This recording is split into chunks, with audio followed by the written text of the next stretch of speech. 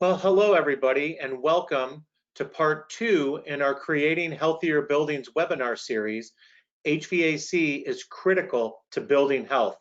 I'd like to welcome everyone today, and with me I have two special guests, and that is Frank Santini, our Vice President of Business Development and Strategic Initiatives, and Geoff Stone, who is the Project Manager and Director of our Building Remediation Sciences Division here at Pure Air Control Services Incorporated. Welcome, guys. Thank you, Troy. So, building on the next stage of our webinar series, we feel that it's important to move from baseline IAQ testing and the testing of the HVAC systems and get right into the HVAC systems and what that consists of. So, let me get over here.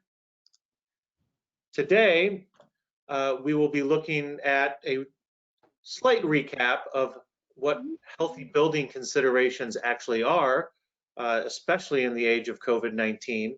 And then we'll move right into why the HVAC system is so critical to maintaining good building health and indoor air quality. So we'll look at management, guidance, we'll recap the HVAC hygiene assessment and why that's so important, and then we'll deep dive into various methods of cleaning and disinfecting the components of the heating, ventilation, and air conditioning system.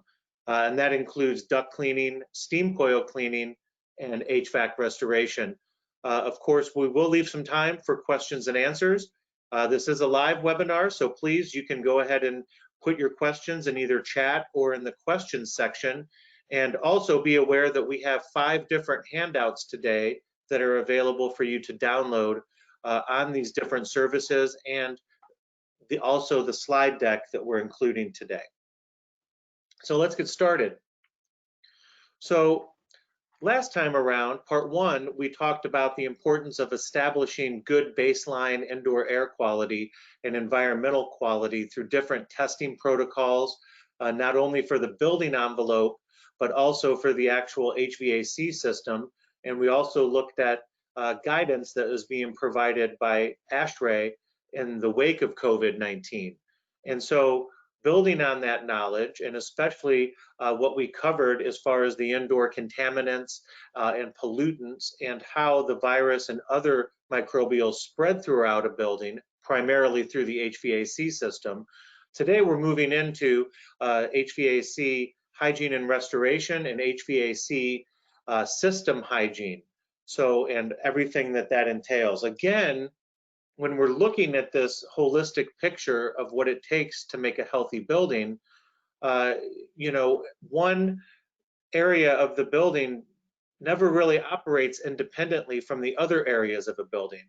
So you can think of it as, you know, a sum of its parts, right? So if one area is lacking, it could create a chain reaction that affects every other area of the building.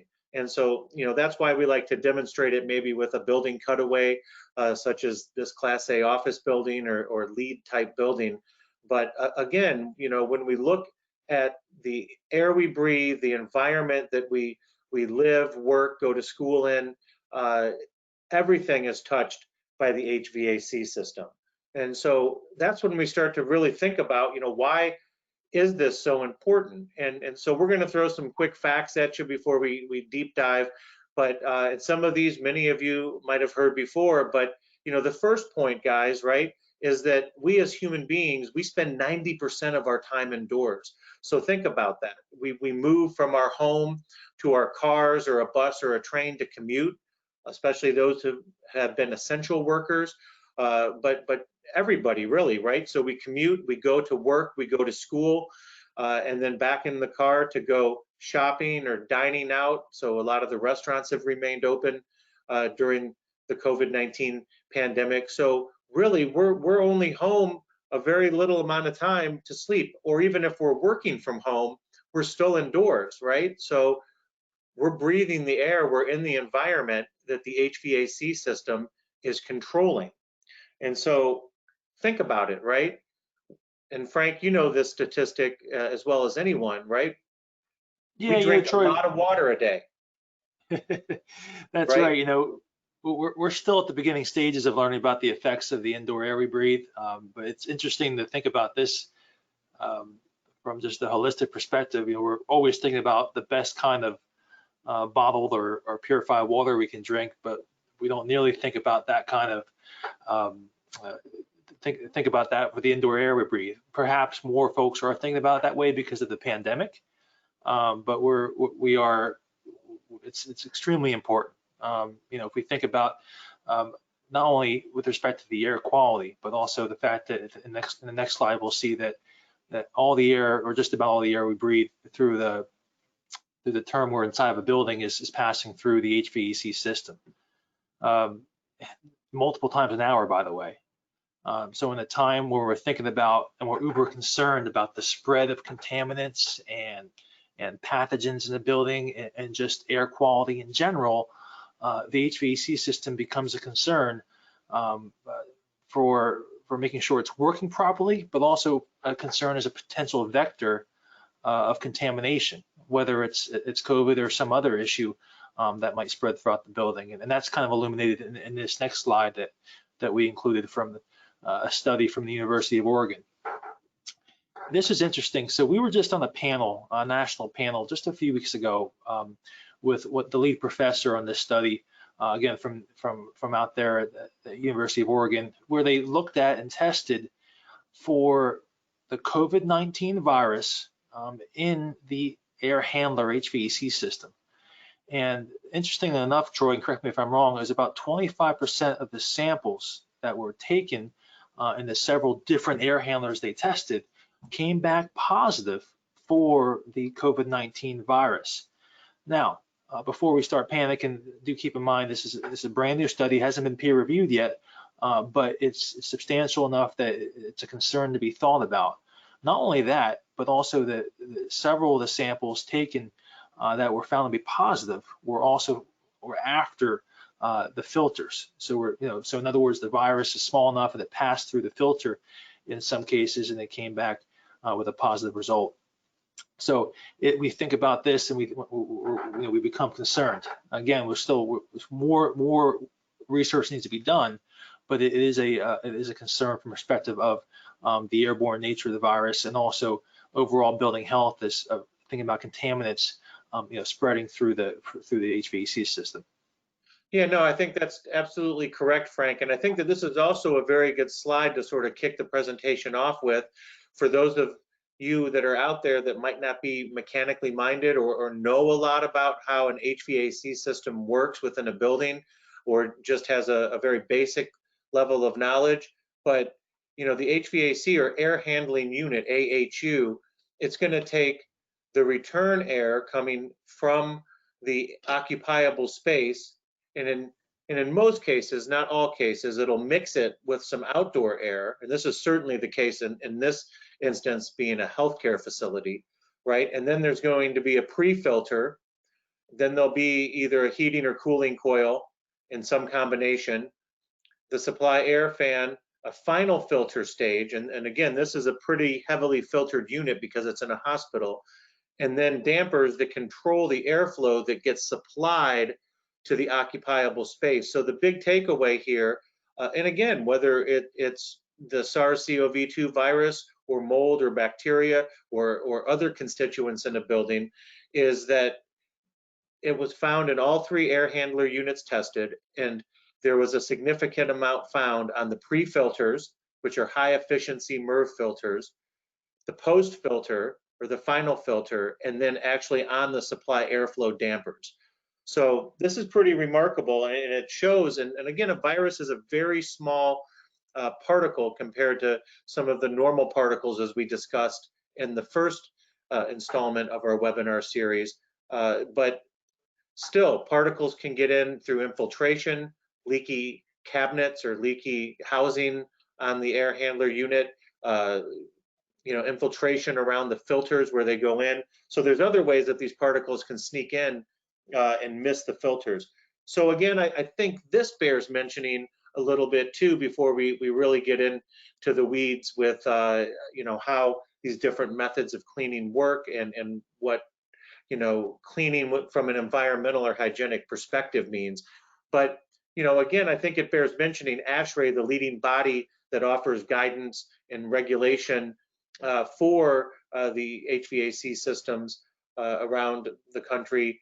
You know, they just recently released on the 19th of August here, you know, just a little under a month ago, their epidemic task force building readiness guidelines, right, or their guidance, where they're going to look at two basic plans that they want building owners, facility managers, operations managers to undertake. And that is, if your building is closed, epidemic conditions in place, do these things.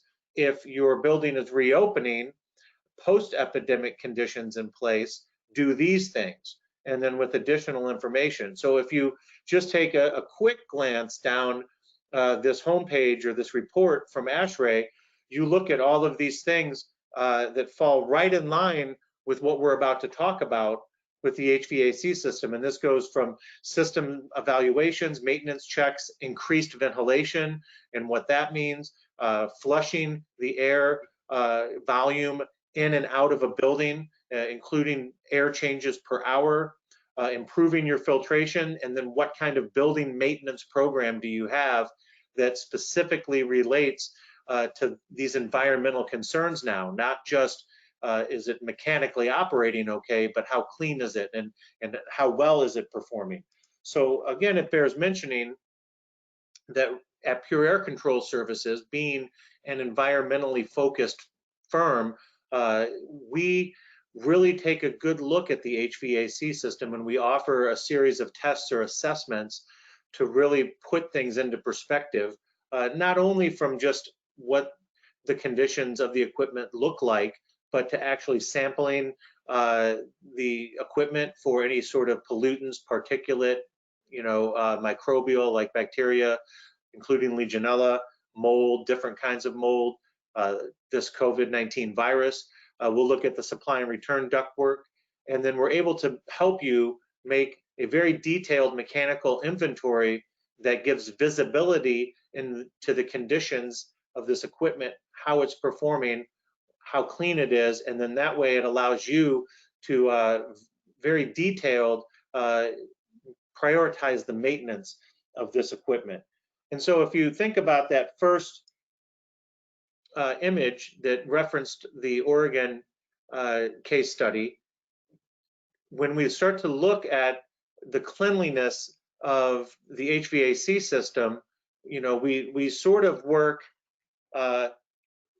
to the air handler unit, then away from the air handler unit when we're looking at specifically ductwork. And so, you know, I think there's some things to consider here, right, Frank and Geoff, when we're talking about inspecting ductwork and when you're getting ready to say, well, I need my ductwork cleaned. That is correct.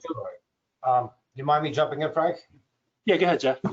Yeah, most of the times when we do an inspection of the ductwork, it needs to be done at least once a year or once every 2 years, unless you're in an healthcare environment, in which it needs to be done definitely without a doubt each year. Now, when we inspecting the ductwork and the air handler is almost the same as when you go in there, you do an environmental cleaning. You always want to go in the direction of airflow. That way you do not cross-contaminate. So you would start with the return air duct, and from there you would go on to the air handler, and then from there you would do the supply air ductwork and all the VAVs. That way, once you say you go in and you're working on just the return ductwork one night, when you clean that, when you turn the system back on, nothing is getting cross-contaminated onto another area.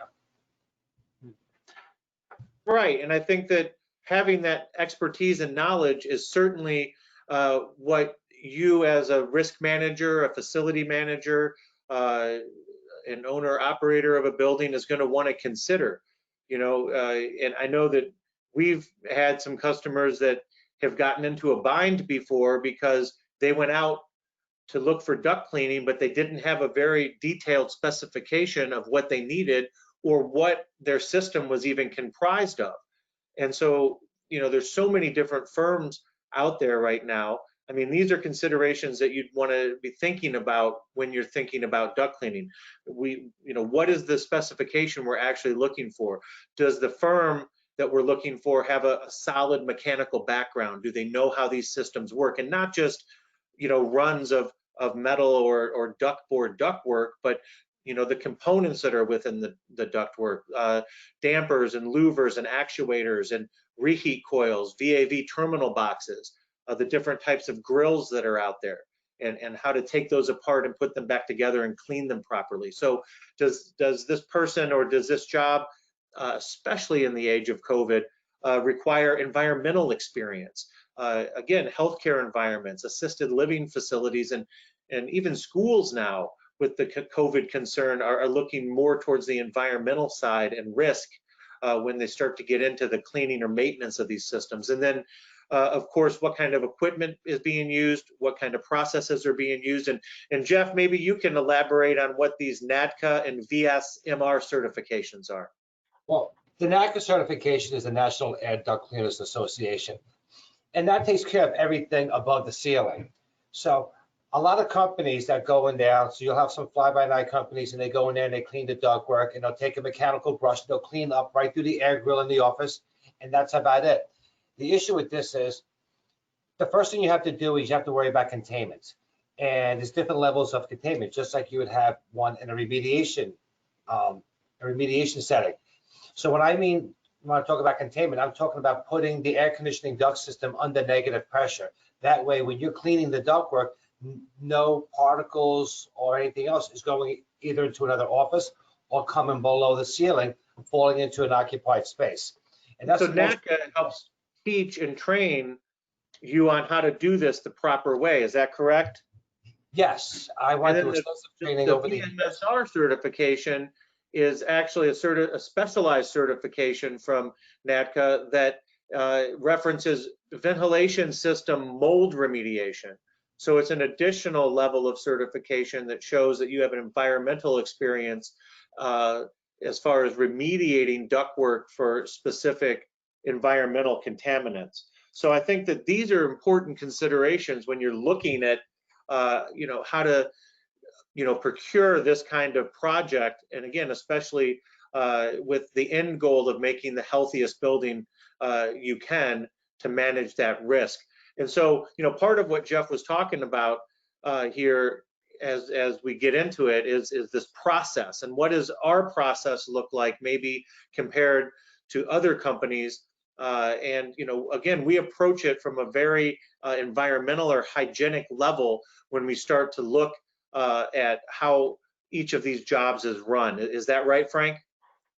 Yeah, what I had to do real quick, Troy and Geoff, is, Geoff, you've been inside perhaps hundreds of thousands to millions of linear feet of ductwork in your career. Tell us a little bit, before we start talking about the process, why we should care about cleaning our ducts. I know we covered some of that already, but I'm interested to hear from your perspective why that's important. Most people never look inside the ductwork, and the ductwork is your passage or your tunnel system from the air in your office to the air that you're breathing back again. It's just, a lot of things can grow and collect inside the ductwork. A lot of people come back to me and they'll say, well, mold can't grow inside of metal ductwork because sheet metal is non-organic and non-living. But all the dust and dirt and debris that collects inside your ductwork, you can have contaminants growing inside of that ductwork, which makes for an unhealthy environment for people to breathe. Now, a lot of companies, when they install ductwork, they never put in duct doors or any kind of access points for you to inspect. But imagine having an office and not going in there and cleaning your desk or cleaning the walls or wiping anything down for 10 years straight, what it would look like. Well, now that's what your ductwork looks like inside, as a small example. Thanks, Geoff. Yeah, when we talked about specifications and process, I think that it's important to also think about, before a project starts, understanding what the customer is trying to accomplish. Have they had an assessment done, like Troy spoke about earlier, and identified a particular issue in a certain system? Do they have particle emanation? In other words, a fancy word for particles coming out of your supply vents that you obviously visibly see? Or do they have an indoor air quality or sick building problem that's brought on the on the issue, and what particular systems are they looking at cleaning. So those are all initial considerations before you start a project, in addition to all the background everybody should be doing about what kind of vendor you want to use. One thing that is going to come up here from a perspective of questions I'm sure we have in the audience is, how do you clean the duct? Because obviously you have to cut holes in the ductwork. I know that's probably a concern for some of our audience members. So Geoff, could you talk a little bit about that, about why it's important to make access points and how it's done properly? Well, access ports are important because that's exactly where you're doing your cleaning from. You make your first access port and you hook up your negative air machine, which is also your dirt or particle collector, to the ductwork, and then you achieve your negative pressure. Now, every 15 to 20 feet, you would put an access port in there. Now, a lot of people, they're worried about cutting up their ductwork. They said, "Oh my God, my ductwork's gonna look like Swiss cheese. Is it going to be stable? Is it going to be the ductwork going to be sound afterwards when you patch it up?" And our ductwork we repatch the ductwork by SMACNA standards. SMACNA is the Sheet Metal and Air Conditioning Contractors National Association. So that means when you patch up the ductwork, you use metal plates the same gauge as the ductwork, and then after that, you use a series of sheet metal screws combined with foil tape, and then after that, you use a layer of mastic on top of that, and that's how you reinforce the patch. What I would suggest is every so often we put an approved insulated metal door in there. That way, once every year or two, the building owner can go in themselves and inspect the ductwork and see if they need to be recleaned or if it's still in good condition. So, Geoff, on the subject of containment, tell us a little bit about, when a facility manager or operations director listening in is concerned about us stirring things up and making a bigger mess than before we started, how do we prevent that from happening? Absolutely. The first thing that we do when we go into, maybe say like an office setting space, we would go into the office or the hallway and we seal up all the supply and return grills with a duct mask, which is almost a layer of film. So now all your grills are sealed off. Excuse me. The second step that we would do is we will put plastic sheeting over all furniture in the office areas or anything in the hallway. After that, we place a series of air scrubbers throughout the building, whether it's in the office or in the hallways, that's constantly scrubbing the air. These air scrubbers are being tested with particle counts throughout the evening. Not only do we test the air scrubbers to make sure that they are functioning properly, we are testing the particles and the air quality throughout the building during the process. That way, when we leave at the end of the evening, our particle count numbers are lower than they were when we first arrived there. Once everything is set up, then we will cut our first access port into the ductwork, and that would be the furthest point in the ductwork. We would set up our negative air machine there, which also dubs as an air collection device. And we run a piece of air flux going into the ductwork, and then we turn the machine on. Once that machine is on, it acts like a vacuum and puts the whole system under negative pressure. So anything that's being stirred up in the ductwork automatically goes all the way down to the end of the line and into the collection device.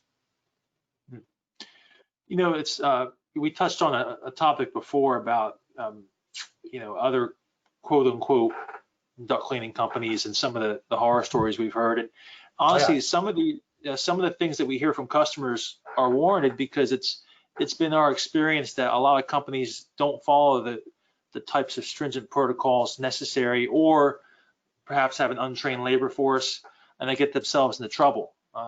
They have every right to be concerned about these issues, because it's true, a lot of our clients have been burned before by companies that don't know the proper protocol or they're not properly trained. See, here at Pure Air, we train all of our employees in-house before we send them out into the field. And then during the course of the year, we bring guys in either at the end of the week or the weekend to be retrained in the processes, to make sure they still know what they're doing and that they're doing it properly. And then sometimes new processes come out and there's new devices or machines that we want to use that can ensure that we're doing an even better job. So we always have constant training throughout the year with our employees. And by the way, this visual here is showing what's called an environmental containment unit. This is used oftentimes in healthcare scenarios and other specialized scenarios where clients particularly concerned about the occupied space environments. That's an example there of some containment, not only within the ductwork, but also within the actual technician doing the work. And also we all are also constantly monitoring particles. Let's show a couple of the before and afters, Troy. There we go. Here's a couple examples here. We actually deliberately, with one exception, did not use any extreme pictures here. These are pretty par for the course types of before and after photographs. Also wanted to point out the next slide, which is interior insulated duct. You know, we get a lot of these kind of questions, Geoff, about, hey, can you even clean this kind of duct? And I can understand why people would think it's not possible, but it is possible. And tell us a little bit about that. Well, the problem is, a lot of times with ductwork, we use devices that agitate the ductwork. These devices being something called a mechanical brush, which is a spinning brush, is attached to a cable, and then the other end of the cable is attached to a drill. Well, we're not going to use a mechanical brush inside of ductwork like ductboard or metal ductwork that has a fiberglass lining on the inside. We would use that on metal ductwork that is externally insulated. On ductwork such as this, where the fiberglass is on the inside, we would use equipment such as compressed air, and we're going to use that in conjunction with a HEPA vacuum. And a lot of the ductwork gets hand HEPA vacuumed. Now, when we hand HEPA vacuum ductwork, we attach a series of pole extensions. That way we don't have to cut an access port every 5 feet or as far as your hand can reach. So we'll put on 3, 4, or 5 access poles to the hand HEPA vacuum so we can get in there down the ductwork, and then everything gets vacuumed by hand and cleaned. Once this is done, we coat the interior of the ductwork with an antimicrobial encapsulant. And what that encapsulant does is it puts a layer. It's almost like when it dries, it's kind of like paint, but what it does is it adds almost a rubberized layer to the ductwork on the inside. And what that does is it seals in the fiberglass particles. So now you're not getting any kind of fiberglass in your airstream or in the air that you breathe. And on top of that, it has antimicrobial properties, so nothing will be growing inside the ductwork. And in this next slide here, and this is a little bit of extreme scenario, but makes the point, you know, reheat coils, an often ignored piece of the mechanical hygiene puzzle. Tell us a little bit about this scenario, Geoff. The reheat coils, from my experience, reheat coils acts, while they reheat the air, they also act like a filter within the duct system. So anything that's getting into the air handler or breaking apart into the air handler will travel downstream, get stuck on the reheat coil, and now you're losing your airflow. In the picture that we see here, the before picture, this is a picture, a situation in which there was post HEPA filters on the air handler, and because the fan speed was set too high, the HEPA filter shredded and traveled downstream, and now all that filter material got attached to the reheat coil, and in turn, as you can tell, that they lost a lot of their airflow. So that's why it's important, because a lot of times you can't anticipate things like this of this nature happening. So especially in a healthcare environment, I cannot stress enough, at least once a year, inspect your ductwork, inspect your air handler. So going back, thinking about specifications, if you're thinking about doing environmental duct cleaning, think about what kind of specifications you're drafting, because you're going to get everything, you know, in terms of types of companies out there that want to submit a bid. But one thing that comes up a lot is whether that particular company is adept at cleaning VAVs, variable air volume boxes, and hot water reheat coils. We've had situations where we had to come in and clean up the mess of other companies who were either not cleaning the ducts properly or failed to clean the VAVs and hot water reheat coils properly, and it ended up costing the client a lot more money because they weren't very strict with their specifications for the environmental duct cleaning up front. If I jump in, this was one of our clients. We had a situation in which we had to go in and clean up the mess because they claimed that they can clean the ductwork and they can clean the VAVs. So after the job was 75% done, they went back to the client and said, you know what, we're sorry. We said that we would clean the VAVs, but in turn we weren't cleaning them because we had no way of accessing both sides of the reheat coil within that VAV. And that just goes down to experience. They just happen to be a basic mechanical contractor where we're an indoor air quality company specialized in stuff like this. Now, it's not always easy to access the downstream side of a VAV coil because it's double walled. You would have to put an access port in there, pull out insulation, and then create a smaller access port, and then have the proper equipment to go in there and clean the coil with limited space. But because we retrain and we're always looking at the new and the best equipment in the field, we do very well at this. So coming full circle on this last slide here, just to think about all the things that can go wrong in your ductwork. In this scenario here, the actual ductwork itself wasn't that dirty, but what happened was that the mastic, the glue-like material that was used in some of the joints and where the dampers were in the ductwork, had some biological material in it and was a harbor for mold growth that could become dangerous. So just a full circle thinking about the connection of air ductwork as the lungs of the building and occupant health is another reason why it's important to have periodic assessments of the hygiene and sampling inside your ductwork to ensure the building health is optimal. You know, that's absolutely correct, guys, and that was a very good synopsis of duct cleaning, the importance of the hygiene of these ducts, and even with the reheat coil example, I think that's a good segue into the importance of coil cleaning in general, and that is just a little bit of dirt, a little bit of fouling can make a huge difference on these coils and how they are performing. So a U.S. Environmental Protection Agency study from a number of years ago found that a buildup of only 3/16 of an inch of fouling across the coils can decrease performance by as much as 21%. So if you think about the ASHRAE guidelines where they're saying increase ventilation, increase flushing, and now if you're in a situation where the coils for your HVAC air handling unit are fouled, you're not going to get that pass-through airflow to be, you know, as optimal as it should be to meet these new guidelines during the pandemic situation. And so, I mean, again, without going too far into mechanical engineering, but you know, a coil is basically, and in most of the commercial settings that we deal with, it has chilled water lines running through it.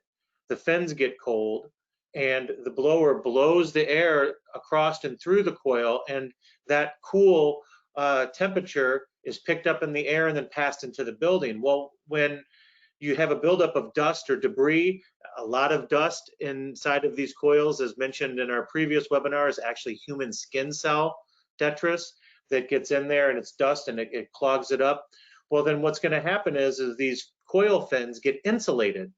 And so the cool or heat, if it's a heating coil, isn't transferred as efficiently when the air blows across it. And so what happens is that the system has to work longer to achieve the same set point that it normally would if it was just blowing air unrestricted through the coil. And this leads to a couple of things. Again, restricted airflow or cubic feet per minute.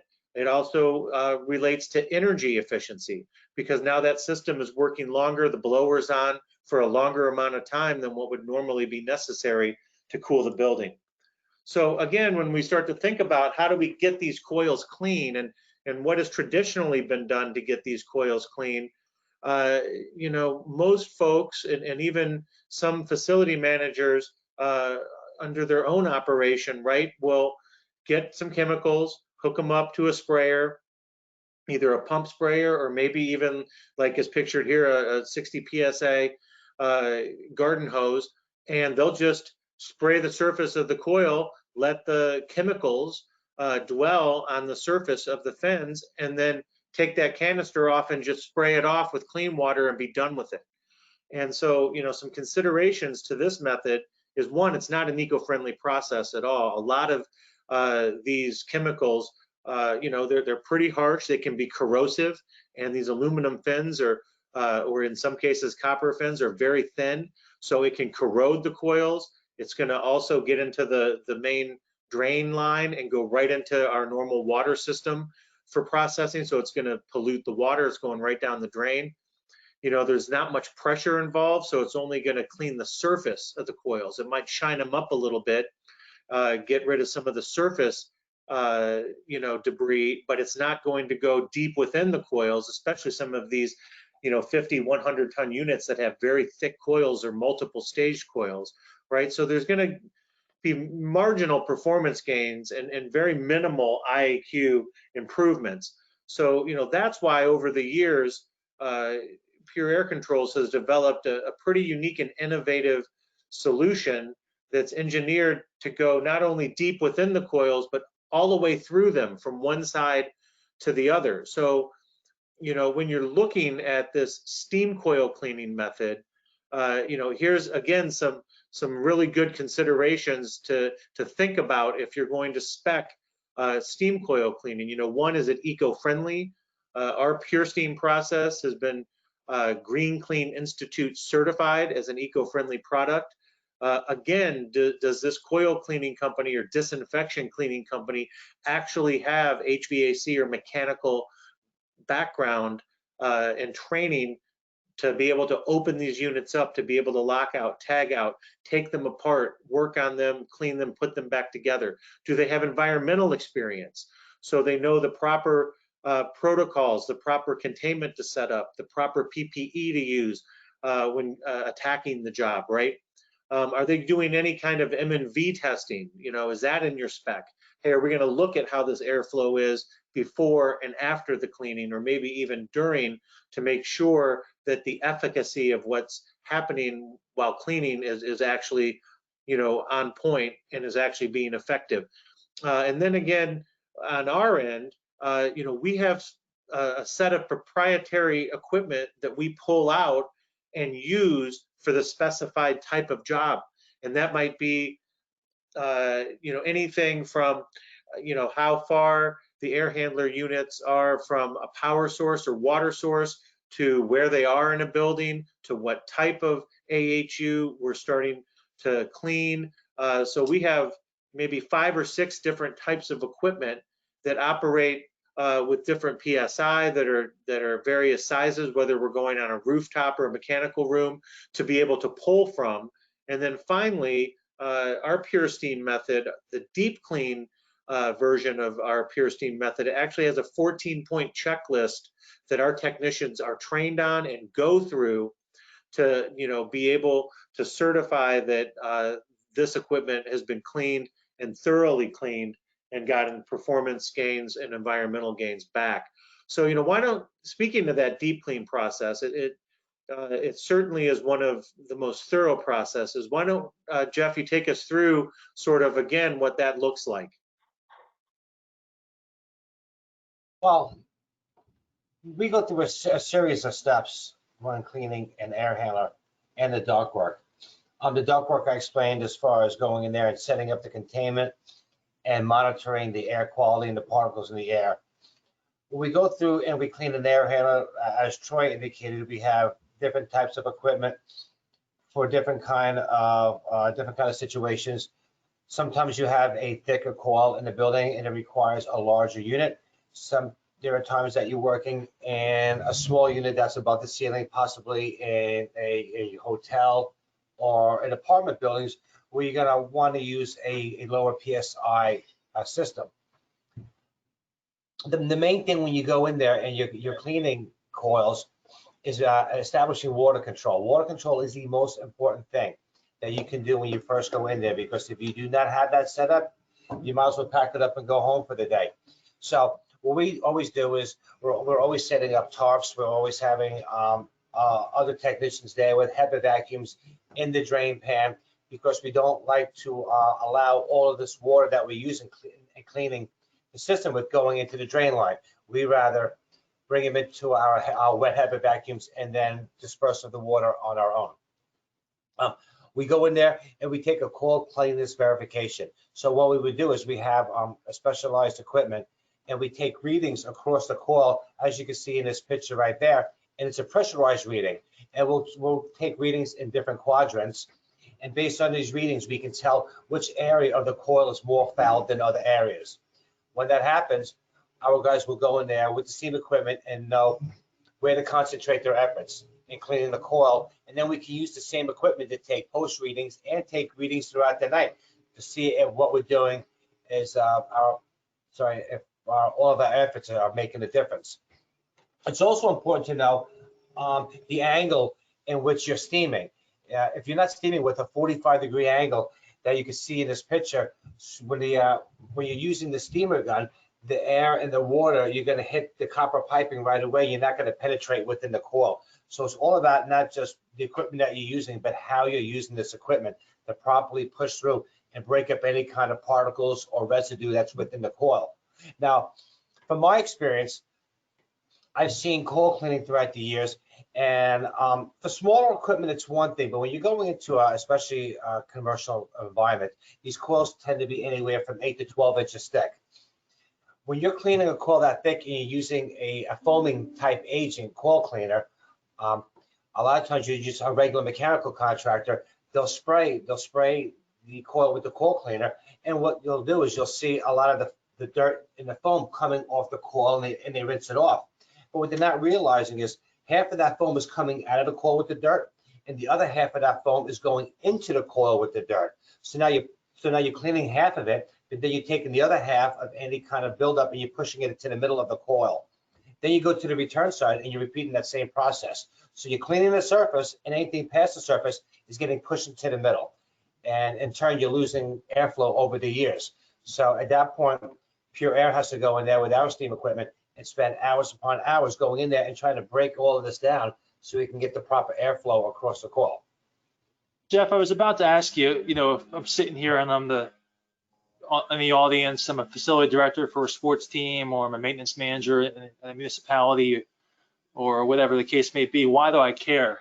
Why do I care about steam cleaning versus what my guys are already doing? You kind of already answered that question, but I'm curious if you had anything to add to that position of, I'm sitting here, my guys are already doing it, or my mechanical contractors are already doing it. Why do I care about steam cleaning? Mechanical contractors don't always, especially your facilities, your HVAC guys, do not always have the time to put into cleaning a coil as we do.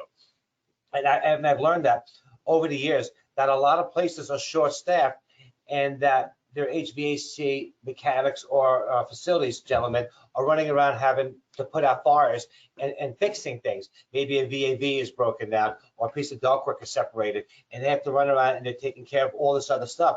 They don't have the time nor the expertise to go in there and properly clean this equipment and maintain good indoor air quality.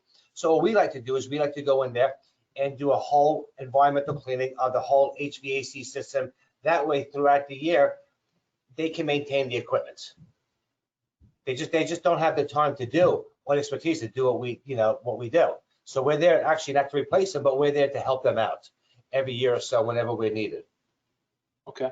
And I had a little bit of a leaf blower going by here, but did you already address the pressure and heat questions that some of the audience members may have? When we go in there and we steam, we don't use pressure washers. We use a high heat, low pressure system. So our steam machines range anywhere from 300 to 350 degrees at the tip of heat, and anywhere probably about 350 to 400 PSI. So we're using high heat and low pressure.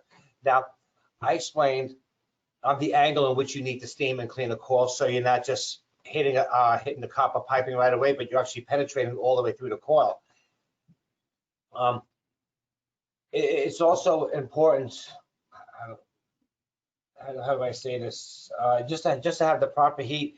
And when you're steaming, you have to steam from top to bottom.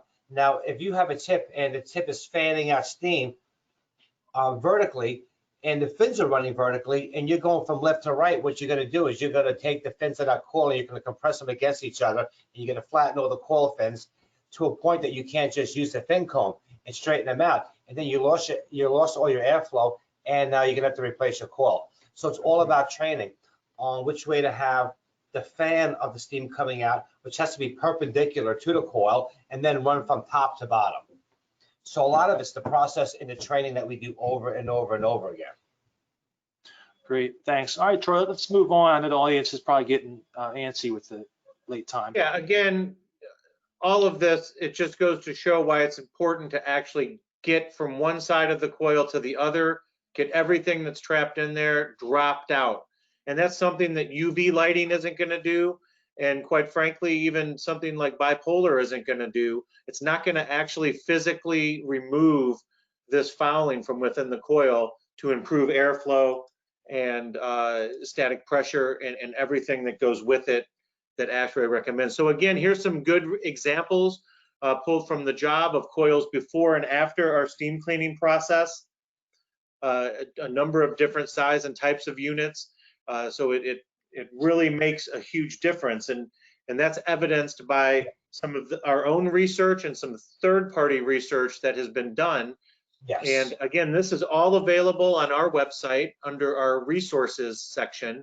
You can download or view any of these case studies or white papers at any time. And if you email me or Frank or even Geoff, we'd be happy to send you links. This was one quick second, Troy. Yeah, Be back up to those pictures. Those pictures show that the surface of the coil is clean. What our coil cleanliness verification, which is the pressure readings, those show that the inside of the coil is clean. And those are the things that you can't always show through pictures, but because of our pressure testing of the coil, we can prove the inside of the coil is clean, not just the outside. No, that's exactly right. And that's exactly what this white paper that we published through the Continental Automated Buildings Association showed. And this is actually back from 2014. And we had taken basically a junk coil that one of our customers were throwing out from a residential student housing facility. And we took and treated one side with that conventional cleaning method. And then we cleaned the other side of the coil, like a split, half and half, with the pure steam method. And basically, you know, this table speaks for itself. We took samples for fungi and bacteria, and we found that it was 99% effective, steam was, against these microbial contaminants. Airflow was improved by 36% cubic feet per minute, and the air velocity, just the feet per minute, was improved by 37 and almost 0.5%. So amazing results from this steam process. Again, this is another hospital that we did up in the New York City area. It was a 35-year-old hospital with 32 air handler units that were all 35 years old. Geoff was actually up there running this project. Many of these air handler units, you probably couldn't even replace them where they were located in this hospital. And we went through and we did all of the steam cleaning in all of the units. We only actually tested a single unit before and after the steam cleaning, but in that unit we saw a 98% environmental improvement. And then again, 15% change in pressure across the cooling coil on average for those 32 air handling units, and then an 18, almost 19% CFM increase per AHU. So that would have been a total CFM improvement of 93,000 cubic feet per minute. So if you want to talk about these ASHRAE standards of improving airflow, improving ventilation in your buildings, again, this pure steam is a great place to start. You know, I know we're kind of bumping up really against our time. We appreciate everyone hanging in here with us. This was another case study where a third-party person was contracted through the Georgia Institute of Technology. They had their own T&B person come in behind us and do their own testing alongside our testing, and the results jived. They matched up. We saw, again, a 42% increase in cubic feet per minute, a 22% increase in water columns an inch, again, 22% in pascals, and then a 50% net improvement in BTUs. So basically, we took a 25-ton unit that was spec'd from the factory at 25 tons, that was operating at 15 tons of cooling capacity, and within a night, we brought it back to 22 tons of cooling by just using this pure steam process, going through our methods of the coil cleanliness verification, working the coil from both sides, water extraction maintained, and then flushing the coil when we were done, and we got that kind of improvement. 7 tons of cooling back in 4 hours. Amazing. Again, another hospital, this was just recently done, where we worked through, I don't know, how many air handler units did we do in this hospital, Frank? Or Geoff? Yeah, this was actually part of a larger project, but yeah, we, again, just pointing out, not to throw so many numbers at the audience here, but just taking pre and post measurements just is verification for our clients of the improvement, not only environmentally.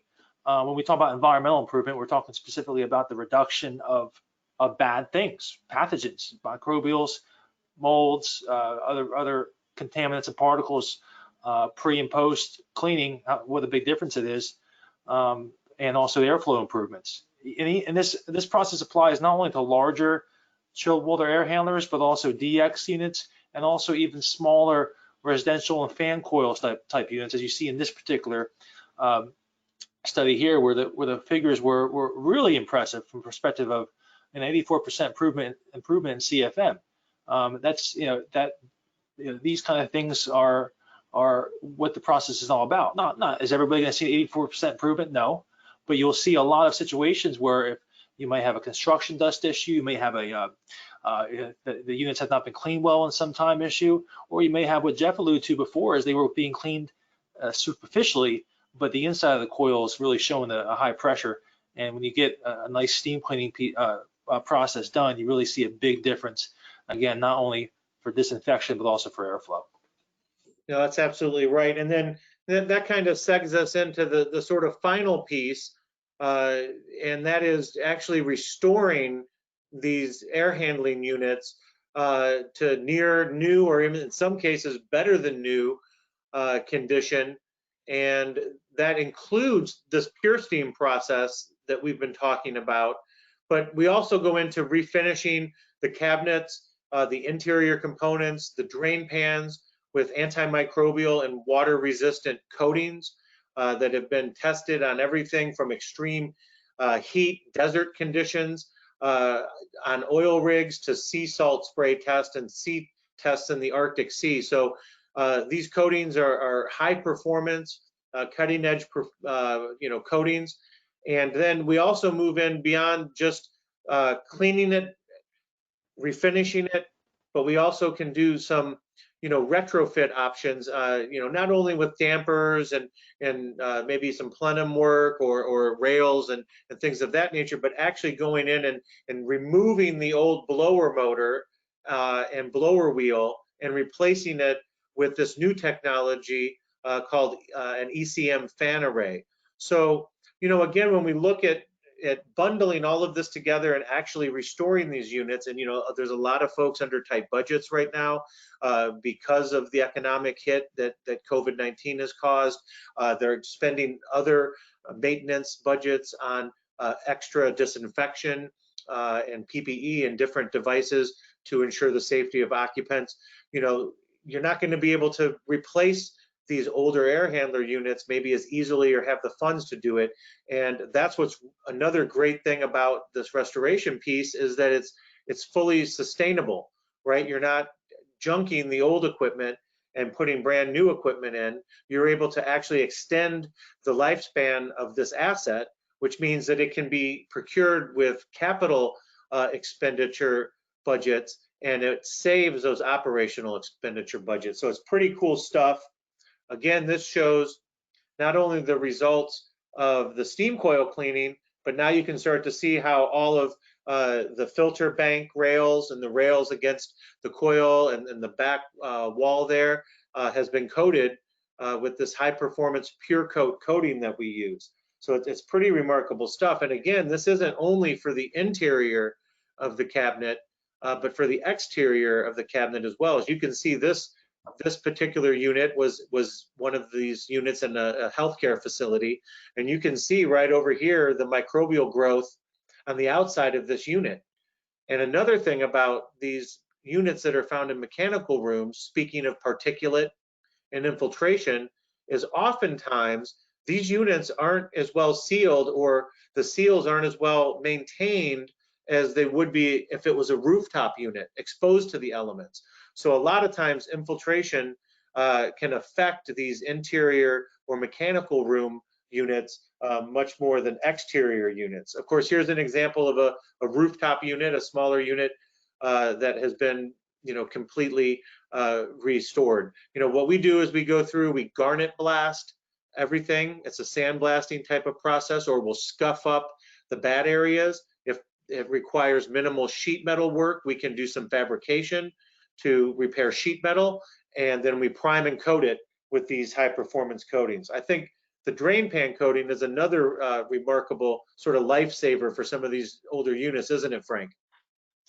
Yeah, this, going back to the whole point of this particular presentation is we're thinking about building health, HVAC health, and one thing you see is sometimes some disturbing, microbial activity or just corrosive activity in some of these older drain pans. So that's one of the reasons this process was developed in the first place, is because drain pans, some people would replace their air handlers because of drain pans, or drain pans were leaking and causing other issues in the facility. So the ability to go in there and refurbish or restore, however you want to phrase it, a drain pan, and utilizing a coating, again, that's antimicrobial and anti-corrosive. So it's designed to be able to give you extend the life, but also create a better hygienic condition inside the air handler to complement things like steam cleaning and any other kind of continuous purification you may have, whether it's UV lights or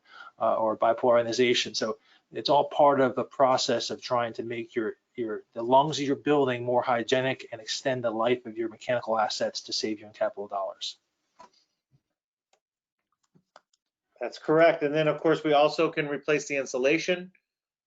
Oftentimes, as you'll see in this picture and the following picture, when we get into the fan wall and then begin to wrap it up, is if it's a single walled unit and there's fiberglass insulation in there, that fiberglass can get damp.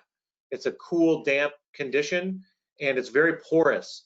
And so what happens is these dust particles, human skin cell particles, biofilms, they all get entrapped in these pores of this insulation, and it can foster microbial growth, such as mold and bacteria. And both of those can cause two different things. I mean, I think an important thing to remember here, even beyond the virus, right, is that other organic material that would get trapped in these air handler units serve as a food source for living organisms such as bacteria, right? And with their eating and digesting of this food source, odors become prevalent and can be distributed through the system. And then not only that, but then the detritus from these organisms then also become a food source for an organism like mold. So it becomes its own little ecosystem inside of this air handler unit if it's not regularly inspected, maintained, and cleaned. So this option for the fiberglass insulation replacement is a zero porosity, fiberglass free, like a foam insulation solution. And Geoff can talk about how we actually install this, but it's pretty unique in that we used to glue it, but we don't glue it any longer.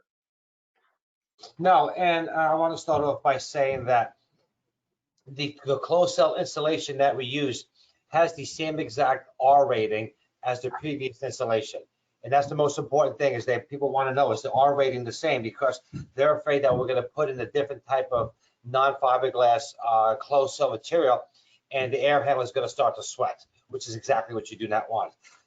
This is an example of one. This is one piece right here. This is something that should be 1/2 inch, something that we would kind of use for a residential. If you double that to 1 inch, that's what we would be installing inside a regular air handler. Now, the steps we go to take to replace this, we would quickly go in there during the cleaning of the air handler. We would go in, we would scrape all the old fiberglass insulation out, have a vacuum the interior of the air handler unit, cut the new pieces of closed cell in their proper sizes, and we used a pin welding gun to put to apply the new closed cell insulation inside the unit. So you would take your pins with the washers, put them on the welding gun, and they just zap right onto the existing cabinet. and we do not have to use any kind of adhesive with any strong VOCs within the system. That's a Yeah, and again, really quick thinking about the process. hygienic piece of this, this often very, very bad issues with respect to how dirty and unhygienic this insulation can get inside of air handlers. So from a pure, again, air quality perspective, an extremely important piece of the puzzle is removing, when you have air handlers that are single walled, which a lot of the older air handlers are, that are more than 15, 20 years old, this is usually an important piece of trying to achieve better air quality. And not only air quality from a perspective of microbials like bacteria, mold, viruses, but also the fiberglass itself. It can become so deteriorated it starts breaking off and coming down the airstream. Absolutely. There's example A there. I'll just mention this slide, Troy, while we're at it. So we've talked about a lot of hygienic restoration parts of this HVAC new life process, but oftentimes we have a lot of clients, whether it's a commercial facility, healthcare, manufacturing, and even hospitality and entertainment, where they get concerned if they don't have redundancy in their fans and what they call the blower wheel inside of the air handler. And basically what that means is on the left picture, you have a single squirrel cage blower wheel that's providing the airflow for that particular system. Imagine an unfortunate scenario where that something breaks on that mechanical component, whether it's a shaft, the motor itself, or something even more major. That then becomes an emergency because then there's no air conditioning or heat or whatever the case may be getting to that particular part of the facility. When you have redundancy or a multiple fan setup, a fan array, and the terminology we're using here, also called a fan wall or fan bank, you take away that panic that you otherwise have if a fan stopped working, because you have multiple fans now serving that unit. It may be a 5-fan setup like you have here.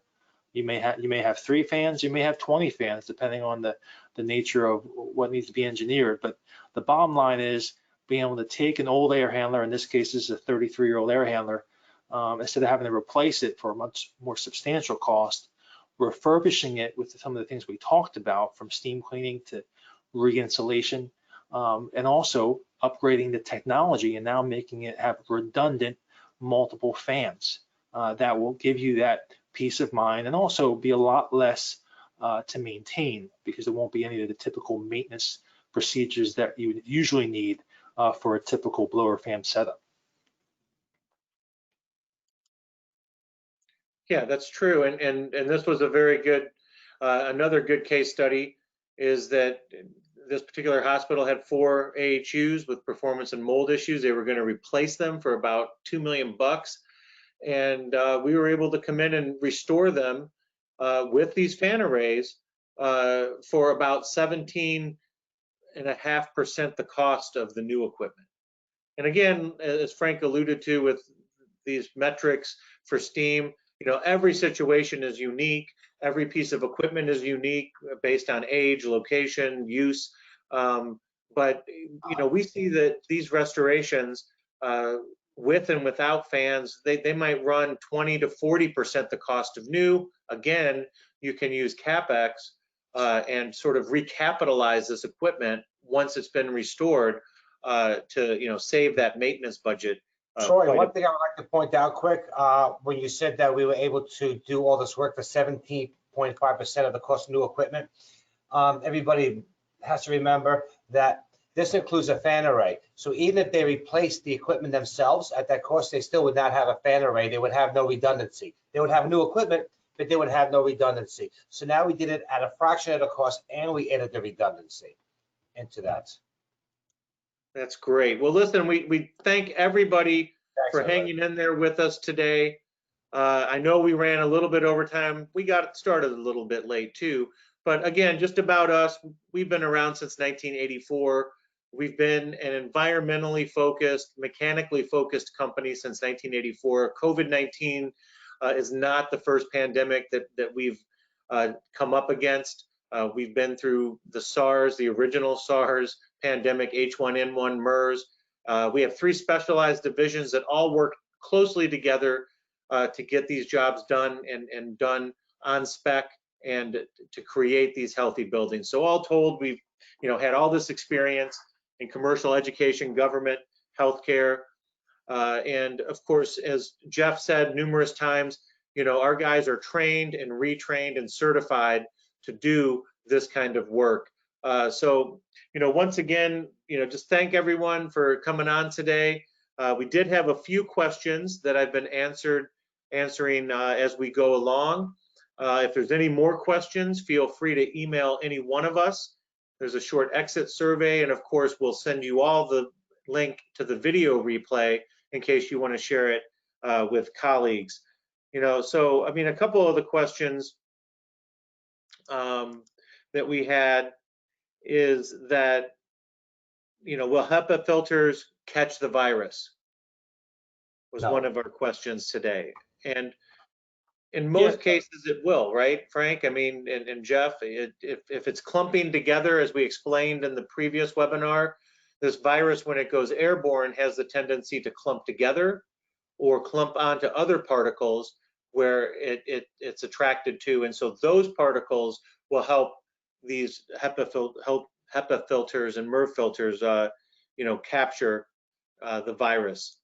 Yeah, Troy, the only thing I'd add to that, so the virus is a very small particle, so it can pass through a HEPA filter. But as you just mentioned, particularly when you have a clumping mechanism going on, it has much greater chance of being caught by the filter. So the answer is, in most cases, a HEPA filter should theoretically capture the virus, but it also, as we saw in that study from the University of Oregon that was just completed a few weeks ago, it can pass through a HEPA filter because it is a very tiny particle, even more tiny than can be captured by a traditional high efficiency filter like a HEPA. Yeah, we had some specific questions about that study, and I answered them for all to see, but the slide deck is available as a handout, and the link to that study was right on that slide. And I will email those of you who asked the direct link to that DOI document in MedRVIX, which is sort of the platform that a lot of these scientists use to do pre-publish papers. So that's sort of the first step that they take to go under peer review, to have the data peer reviewed and then get published officially in one of the bigger journals. I don't really see any other questions. Again, I want to be respectful of everyone's time. We're at just about an hour right now. So once again, thank you very much. Our next webinar will be in 2 weeks on Tuesday, the 29th of September, and that's going to look at elevating your building disinfection practices. And so we'll probably go into a little bit more detail on how we might disinfect the ductwork alongside of how we explained how we cleaned it today. But yes, we can go into this ductwork. We can electrostatically spray the inside of the ductwork with disinfectants to also kill COVID and other microbial constituents, and we'll go into details on that next time. So again, on behalf of Frank and Geoff here and everybody at Pure Air Control Services, thank you very